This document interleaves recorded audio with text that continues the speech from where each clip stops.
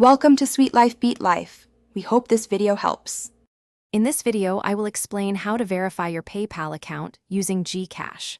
First, log into your PayPal account on a computer or mobile web browser, ensuring you are not using the PayPal application itself. Once logged in, locate and click on the Wallet tab, which is typically found near the top of your dashboard. This section is where you manage all your linked financial instruments and prepare for the next step. Now, within the wallet area, you will find an option to link a new card or bank account.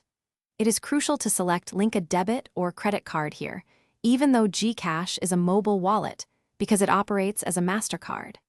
Carefully enter your GCash MasterCard's 16-digit number, the 3-digit security code, and its expiration date into the designated fields. Double-check all numbers for accuracy before proceeding to link your account. Once your GCash MasterCard details are entered, PayPal will prompt you to verify the card. They do this by placing a small, temporary charge on your GCash account, typically for $1.95. This specific transaction will contain a unique 4-digit code within its details. Confirm that you want to proceed with this charge to initiate the verification process. This step is essential for confirming your ownership of the GCash card.